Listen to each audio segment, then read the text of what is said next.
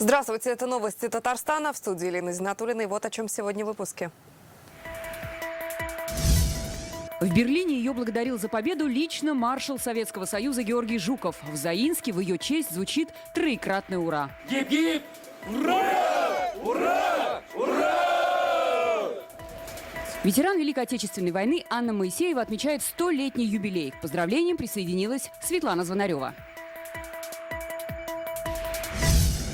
Все ли по плану? Почувствовал, даже дома уже холодно, потрогала батареи, там все холодное было. Без горячей воды и отопления предположительно оставались 9 тысяч казанцев. В чем причина, выяснял Рамиль Шайдуллин. Оказались между двух огней. 150, если я знала. Я вообще это не согласилась. У жителей села Калмаш Тукаевского района через суд добиваются оплаты за проведение газа по программе догазификации. Почему? В ситуации разбиралась Гульнара Миниханова. Наш сегодняшний выпуск мы начнем с удивительной истории. Столетие отмечает жительница Заинска, ветеран Великой Отечественной войны Анна Моисеева. Ее поздравляет практически вся страна. Телеграммы прислали Владимир Путин, Рустам Минниханов. Видеообращение записали депутаты Госдумы. История ее жизни – это не только репортаж в выпуске новостей, но и настоящий сюжет для фильма. Медсестра прошла Курскую дугу, дошла до Берлина. Благодарность от командования ей вручал лично маршал Жуков. После войны 40 лет проработала в Заинской ЦРБ. Стояла у истоков создания краеведческого музея. Несмотря на почтенный возраст, выглядит на 20 лет младше и помнит победный май 45-го. В гостях у Анны Ивановны был почти весь Заинск, в том числе и наша съемочная группа. Я добровольно ушла.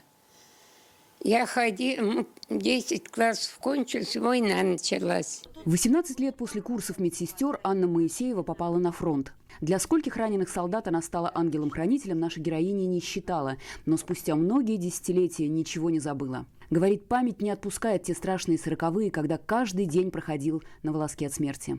Мне охота было вот на Курскую дугу посмотреть, какой бой там шел.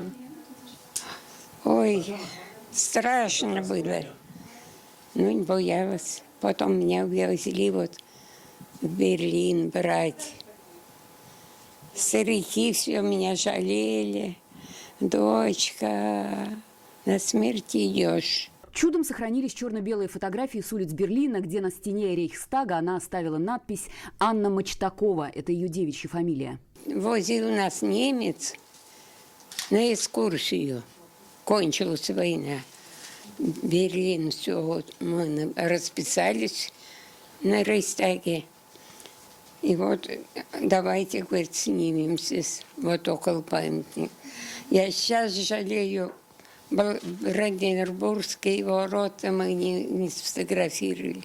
Дождь пошел. Благодарность от командования в Берлине ей вручал лично маршал Советского Союза Георгий Жуков. И теперь в 100-летний юбилей слова поздравления тоже звучат от первых лиц. Глава Заинского района Разиф Каримов вручил подарки и передал поздравления от президента России и Раисы Республики.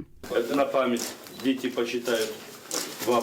Видео поздравлений и подарки юбиляру прислали и татарстанские депутаты в Госдуме. Чтобы зимними вечерами вас грели такая теплая обувь. Вам, пожалуйста, цветы. Всех поздравляющих квартира ветерана не смогла вместить. Они собрались возле ее дома, где висит табличка, напоминающая, что здесь живет ветеран Великой Отечественной войны. В честь младшего сержанта Анны Моисеевой прозвучало троекратное «Ура». Гип-гип! Ура! Ура! Ура! Светлана Звонарева, Елена Маврина, Денис Ипатов, ТНВ, Заинск. В День защитника Отечества 23 февраля на телеканалах ТНВ и ТНВ «Планета» пройдет телевизионный марафон в рамках всероссийской акции «Все для победы». Инициатор – региональное отделение Общероссийского народного фронта. Каждый желающий сможет принять участие в сборе средств на поддержку участников СВО. Во время марафона на экране будет отображаться QR-код, через который зрители смогут принять участие в благотворительной акции. Собранные средства направят добровольцам и мобилизованным от Татарстана. Начало марафона 23 февраля в 10 часов. К другим новостям. Смертельное ДТП произошло сегодня утром на трассе в Альметьевском районе. Лоб в лоб столкнулись «Лада Калина» и грузовик «Скания». Легковушку управляла 61-летняя женщина. Ее 16-летний пассажир погиб на месте. Он был учеником 9 класса одной из школ Альметьевска. Женщина-водитель скончалась в больнице. В салоне в момент ДТП также находился 4-летний ребенок. Он не пострадал. Предварительные причины трагедии озвучили в госавтоинспекции и призвали всех участников дорожного движения соблюдать ПДД, особенно в сложных погодных условиях. Двигаясь со стороны города Оренбург в направлении города Казань, не выбрала скорость, обеспечивая безопасность дорожного движения, не учла дорожно-психологические условия, не справилась с управлением, в результате выехал на пол встречного движения, совершил столкновение с автомобилем «Скания». По данным госавтоинспекции, водительский стаж женщины 7 лет, штрафов у нее не было. С начала года на дорогах республики произошло 333 ДТП с пострадавшими, 431 человек травмирован, 28 погибли. Вознакаева, бывшую воспитательницу детского сада, суд признал виновной в применении насилия к ребенку. Женщину оштрафовали, и теперь она не сможет работать с детьми в ближайшие 3 года. Напомним, в октябре в детском саду «Звездочка» 35-летняя воспитательница ударила 2-летнюю девочку по лицу и ногам за то, что та плакала. Видео сняла няня, временно заменившая одну из сотрудниц. Она отправила ролик и родителям, и в правоохранительные органы. Сотрудников детсада, которые грубо обращались с малышами, уволили. Уголовное дело тогда взял под контроль глава следкома России Александр Бастрыкин. Однако все закончилось только штрафом. Около 9 тысяч казанцев сегодня лишились отопления и узнали об этом, только оставшись без тепла. Как оказалось, в Приволжском районе меняли один из участков теплотрассы, но почему-то об этом почти никого не успели предупредить.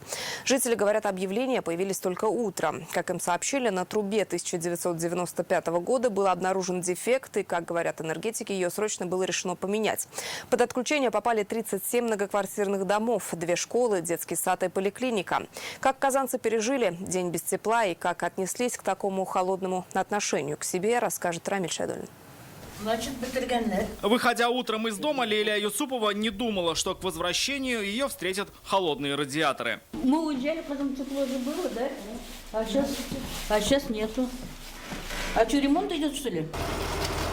Ремонт и вправду идет. По данным Татэнерго, сегодня на трубопроводе в микрорайоне Горки начались плановые работы. Территория работ огорожена. Видно, что завезены материалы. На участке работает техника и люди. Основные работы, даже судя по этой табличке, ведутся вот в этом месте. Видно, что заменена одна труба. Видимо, старая была изношена. Речь об участке трубопровода 95-го года. По данным энергетиков, там был обнаружен дефект. Из-за этого сегодня без отопления оставались больше 9 тысяч человек, почти 3 тысячи из них – дети. Почувствовал, даже дома уже холодно, потрогала батареи, там все холодное было. Объявлений нет?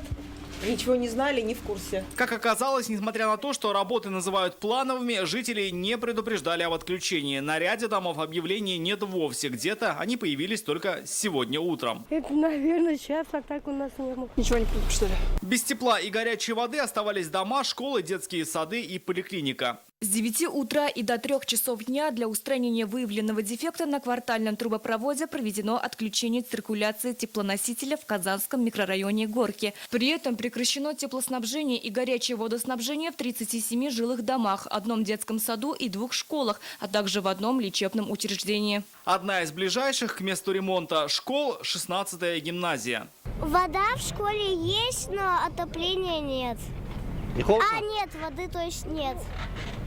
Но у нас в классе не холодно. Спасибо. А вас предупреждали об этом? Нет. Как позже сообщили энергетики, дефект на трубопроводе устранили к часу дня. Ближе к 3 часам пустили горячую воду. Впрочем, об этом жители могли узнать уже по характерному звуку в батареях. Рамиль Шайдуллин, Адельмин Дубаев, ТНВ, Казань. В связи с возросшей необходимостью в кадрах планируют увеличить количество бюджетных мест в колледжах и техникумах, чтобы закрыть потребности промпредприятий. Об этом заявили сегодня на заседании Совета безопасности Республики. Его провел Рустам Минниханов. Основной доклад представил министр образования Ильсур Хадиуллин. Сейчас в Татарстане работают 99 профессиональных образовательных организаций. В минувшем году они выпустили порядка 11 тысяч специалистов для реального сектора экономики. Основные заказчики – КВЗ, Казанская, Саратовский авиационный, Елабужские автозаводы, Алнас и КАМАЗ. По данным Минпромторга, им как раз не хватает рабочих специальностей. Сегодня на примере КАМАЗа рассмотрели вопросы кадрового обеспечения всех машиностроительных предприятий республики. Рустам Минниханов поручил профильным министерствам подготовить документы для проведения капремонта ряда техникумов и колледжей, а также запуска ускоренных программ среднего профобразования. Кроме того, нужно рассмотреть вопрос строительства арендного жилья для привлечения специалистов. Кадровое обеспечение промышленных предприятий задача непростая. В настоящий момент она приобретает системный характер и сдерживает темпы развития промышленности. Сегодня мы должны выработать меры по совершенствованию кадровой политики для нашего автомобильного завода. И эта схема, она дальше будет использоваться, отработать на КАМАЗе по другим нашим предприятиям промышленным. 47 лет назад с конвейера Камского завода сошел первый автомобиль. Теперь он музейный экспонат. Почему из 70 городов для размещения завода выбрали Набережные Челны? Читайте сегодня в интернет-газете «Реальное время». Жители села Калмаш Тукаевского района через суд пытаются обязать выплатить деньги за подключение к газу. Собственникам стали приходить исковые письма о необходимости выплатить по 150 тысяч рублей с каждого дома за подключение к газопроводу. Дело в том, что на их улицу Дружба в 2020 году была проложена труба силами товарищества собственников недвижимости Приозерный. К ней тогда за деньги подключились несколько частных домов. Как только началась программа дегазификации, вся улица изъявила желание воспользоваться бесплатной государственной поддержкой. Однако спустя некоторое время людям начали приходить судебные иски от ТСН Приозерный, чтобы те заплатили за подключение к частной трубе. В проблеме разбиралась Гульнара Минниханова. Была бы возможность, материальная возможность, мы бы уже давно через ТСН подключили этот газ, и голова бы не болела. Многодетная семья Лейсан Саитовой с нетерпением ждала бесплатной программы догазификации. Как только закон вступил в силу, написали заявление на подключение к сети газораспределения. В документах было прописано, это обойдется им в 0 рублей. Все хорошо, все нормально. Спасибо, как говорится, все в срок, все выполнили, всю работу. Но, получается, через некоторое время пошли иски ТСН Приозерный, да? ТСН Приозерный, когда они без нашего согласия, никто нам ничего не сказал, привели на нашу улицу, трубу проложили свою. У кого была возможность, они вот заплатили, провели к себе. Мы даже не знаем, что за эту трубу мы еще должны платить. Пенсионерка Зухра Загитова тоже подала заявку на проведение газа и также получила исковое заявление с требованием выплатить 150 тысяч рублей за подключение к частной трубе. 150, если я знала, я вообще это не согласилась. Нет у меня 150 тысяч. Ну, бабушка-пенсионерка, инвалид на группе. Откуда она может эти деньги взять? Как? Если бы мы хотели подключиться платно, мы бы уже 2 года пользовались этим газом. По словам жителей, голубое топливо в дома провела организация «Челныгаз». Договор был заключен с «Газпром Трансгаз» Казанью. На каком основании с жителей ТСН требуют деньги, они не понимают. Сейчас подают в суд. Значит, почему на нас подают в суд? Мы же ведь не подключались, а подключал «Газпром». Тогда будьте добры, подавайте на «Газпром» в суд, не на нас. Мы здесь без причем. Вообще. Я получил письмо, исковое заявление. Виктор Поляков и вовсе оказался в абсурдной ситуации. К его дому газ еще не провели, а исковое письмо, где требуют оплатить подключение, уже пришло. У меня газ не подведен к дому, сосок не выведен, но я получил уже исковое заявление. То есть какая-то ерунда получилась. Судебные разбирательства идут с июля прошлого года. По решению суда ответчика обязали выплатить 150 тысяч рублей. Второе заседание также завершилось не в пользу жителя дома по улице Дружба. Мы связались с председателем ТСН Приозерный. В телефонном разговоре она пояснила, товарищество было создано в 2019 году. В него входит порядка 50 собственников, которые внесли оплату за строительство газопровода. Тогда же по улице Дружба и еще 8 улицах этого микрорайона проложили трубу. Известно, что сети находятся на балансе ТСН и обслуживаются Горгазом. Мы защищаем свои права собственников газопровода, требуем от них компенсацию за строительство газопровода, который мы построили. Ни Челныгаз, ни Газпром не являются выгодоприобретателями. Выгодоприобретателями являются те лица, которые за счет соседей получают сейчас газ. Почему мы должны на Газпром подавать? Именно на людей подаем тех, кто подключился. Была ли договоренность ТСН Приозерной о том, что по программе догазификации «Газпром» будет подключаться к их трубе? Кто должен был нести расходы, которые сейчас требует возместить ТСН? С этими вопросами мы обратились в «Газпром Трансгаз Казань». В ответ получили письменные комментарии. Подключение домов осуществлялось в соответствии с постановлением правительства России. Общество не вправе давать правовую оценку решению Тукаевского районного суда, которым было удовлетворено в полном объеме исковое заявление ТСН Приозерной. Однако вопросы остались как у нас, так и у жителей. Они уже отправили обращение в администрацию президента России. Его переадресовали в Кабмин Республики. Гульнара Миниханова, Александр Лихачев, ТНВ, Тукаевский район. Бугульму не оставят без общественного транспорта, но необходима оптимизация. Району предстоит решить проблему с аварийностью на дорогах и разобраться, почему за год всего 4 жителя воспользовались государственной поддержкой для развития своего дела. Такие задачи сегодня перед районными властями поставил руководитель администрации Райса Республики Азгат Сафаров. Он принял участие в заседании райсовета, а до этого побывал на нескольких значимых для города объектах.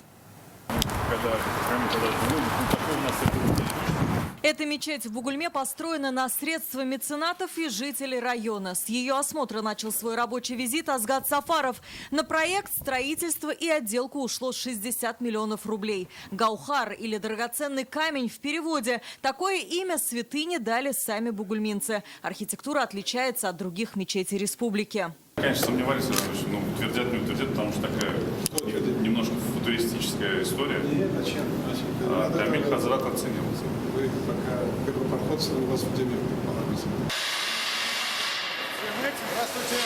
Из мечети гости отправились в научно-производственное предприятие НТС. Они производят малогабаритную спецтехнику. В этом году их выработка составила 250%. Курс взяли на импортозамещение и представили рынку новую линейку. Особую популярность получили мини-погрузчики. А это уже новый оздоровительный лагерь Бугульмы. Здесь проходит профильная смена центра «Форпост». Юноши и девушки отрабатывают приемы самообороны. Азгат Сафаров пообщался с ребятами и ознакомился с условиями их проживания. Главные социально-экономические показатели района обсудили уже на итоговом заседании Совета. За последний год бугульминцы в общем рейтинге районов поднялись сразу на 13 позиций и заняли 17 место. Объем валового территориального продукта составил более 70 миллиардов рублей. Произвели собственную продукцию почти на 40 миллиардов. Еще один рекорд. Бугульминский район на 3-м месте по надою молока. Это стало возможным благодаря инвестпроектам. Так, в прошлом году в район зашел крупный производитель молока. В этом планируют построить птицеферму. А это еще 193 рабочих места. В связи с кратным ростом поголовья крупнорогатого скота инвестор почти на 7 тысяч гектаров увеличил площадь посевных площадей под кормовые культуры. Так, сегодня предприятие обрабатывает больше 30 тысяч гектаров земли. Это 47% от всего объема пашни нашего района. Есть и проблемы. В районе снижается количество лично подсобных хозяйств и КФХ. Местные власти связывают это с недоработкой с населением. Так, за прошлый год грантовой поддержкой от государства воспользовались лишь 4 человека. Срочного ремонта требуют и инженерные сети. Трубы канализации и водоотведения изношены на 65%. Самый наболевший вопрос – отсутствие общественного транспорта. Уже 2 года 100 тысяч бугульминцев возят перевозчики пригородных маршрутов. Городу необходима поддержка из республиканского бюджета в части предоставления субсидий на приобретение 20 автобусов и выделение денежных средств для компенсации выпадающих доходов транспортному предприятию, чтобы обеспечить пассажирские перевозки по регулярным городским маршрутам. На главных проблемах района заострил внимание Азгат Сафаров. Он рекомендовал больше внимания уделить работе с малым и средним предпринимательством. Здесь показатель средней зарплаты близок к среднереспубликанскому. Однако 6 тысяч бугульминцев получают доход ниже прожиточного минимума. Здесь, наверное, есть над чем задуматься. Понятно, что работаем, но я могу сказать, что это главный показатель оценки деятельности муниципалитетов и всех уровней властей. Это уровень жизни людей на местах. Особой критике район подвергся в части безопасности населения. Здесь фиксирует рост числа пожаров и смертельных ДТП. Так, только за этот год уже случилось 6 аварий, где погибли 5 человек. Вы практически по всем основным показателям аварийности идете с ростом уже с начала года. Поэтому, пожалуйста, будьте добры, я администрацию, я отдел внутренних дел прошу обеспечить исполнения всех вот принятых решений по решению Кабинета министров и Министерства внутренних дел. Что касается проблем общественного транспорта, Азгат Сафаров отметил, району нужна оптимизация маршрутов. Ну, ищите варианты вместе с Минтрансом. Ищите варианты, но мы Армейскую немножко поддержали, помогли там Челнам. Понятно, Бугульму не бросим, но оптимизация нужна. Недовольство людей, значит, это не есть хорошо. Теперь бугульминцам нужно найти самый эффективный вариант оптимизации движения общественного транспорта. Если удастся найти выход, еще одна проблема для района будет решена. Алия Хайрудинова, Ирик Хабибуллин, ТНВ, Бугульма. 4000 татарстанцев не исполняют требования судебных приставов, почти 2500 жителей не платят алименты, 1500 уклоняются от штрафов. Итоги работы управления судебных приставов сегодня подвели на заседании коллегии. В прошлом году на исполнении находились почти 3 миллиона производств. Нагрузка на одного сотрудника выросла на 6%. На каждого приходилось 8800 дел. Это 24 дела ежедневно. Так, приставам более 11 тысяч раз пришлось арестовывать имущество. Дознаватели возбудили более 1000 уголовных дел, из них 98% в отношении злостных должников по алиментам. На увеличение нагрузки повлиял и отток кадров. Уволился каждый 5-й сотрудник. Для стабилизации ситуации, улучшения качественной характеристики кадровых составляющих на постоянной основе проводятся мероприятия по 3 основным направлениям. Во-первых, это работа по поиску кадров, наладили взаимодействие с исполнительными комитетами муниципальных образований республики. Кроме этого, мы подбираем кандидатов в взаимодействие с Росгвардией и военкоматами, участвуем в ярмарках вакансий, проводим встречи с студентами юридических факультетов вузов республики. В заседании коллегии принял участие первый вице-премьер Рустам Нигматуллин. Для всей татарстанской службы приставов на этот год он обозначил приоритетные направления. Это усиление работы с алименщиками, взыскание долгов по зарплате и ЖКХ. Так, за прошлый год приставы взыскали 750 миллионов рублей алиментов. Это на 238 миллионов больше, чем годом ранее. Актуальным остается вопрос взыскания задолженности по оплате труда. Окончено 75,5% исполнительных производств данной категории. Взыскано более 139 миллионов рублей. Практически в 2 раза больше, чем за 2021 год. Следует продолжить работу данного управления в тесном взаимодействии с правоохранительными органами.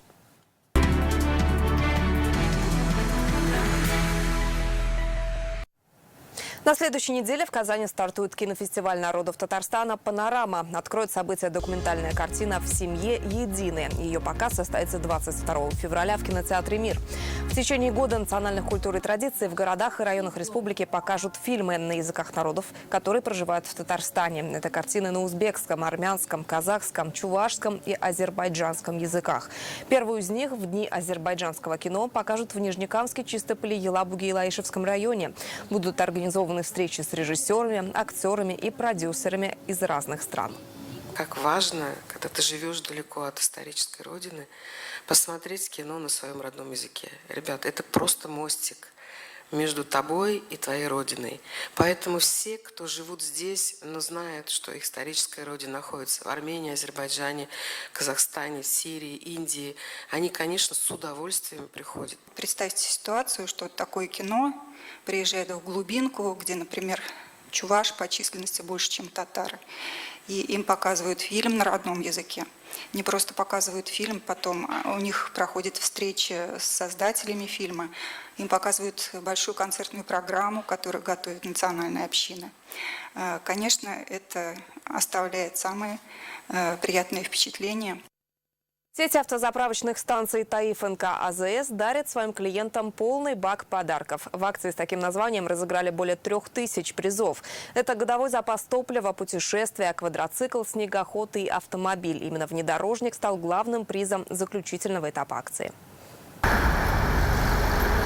Акция «Полный бак подарков» стартовала в августе прошлого года. Чтобы принять в ней участие, нужно было заправиться в сети «Таиф НК АЗС», зарегистрироваться на сайте акции и собирать купоны участника. Теперь самое интересное, дорогие друзья, у нас... Счастливых обладателей ценных призов, главным из которых стал автомобиль, организаторы определили в прямом эфире с помощью генератора случайных чисел. Также разыграли сертификат на путешествие, годовой запас топлива, товары на АЗС и еще более 1000 подарков от компании «Таиф НК АЗС». Я поздравляю всех победителей розыгрыша. Компания на этом свою маркетинговую активность не останавливает. В этом году будут еще у нас интересные маркетинговые акции. Мы приглашаем на наши автозаправочные станции, где вы можете приобрести не только высококачественное топливо от производителя и вкусную выпечку от ресторана «Пирамида», а также зарядиться отличным настроением в дорогу. Информацию об организаторе мероприятия, выигрышах и порядке их получения можно узнать на сайте www.taifazs.ru. Это были все новости на сегодня. С прогнозом погоды вас познакомит Гульназ Гизатуллина. Передаю слово ей. А я с вами прощаюсь. Всего доброго.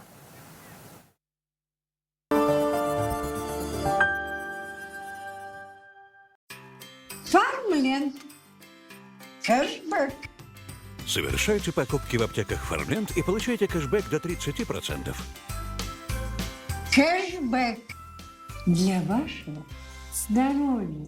Карилакс – это суперсвежесть и защита на целый день. Только до 28 февраля. Мужские дезодоранты Карилакс от 119 рублей в магазинах «Улыбка радуги».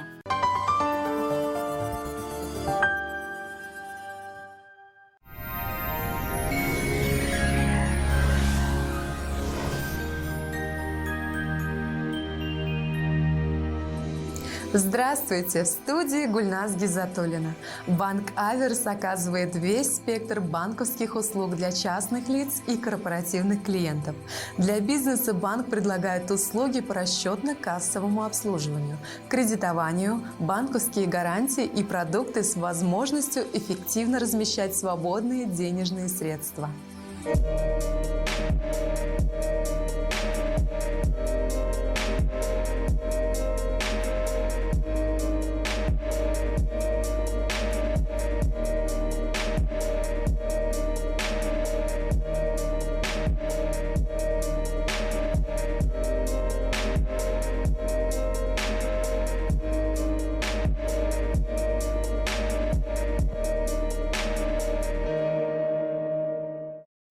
Более холодный воздух начинает поступать в республику.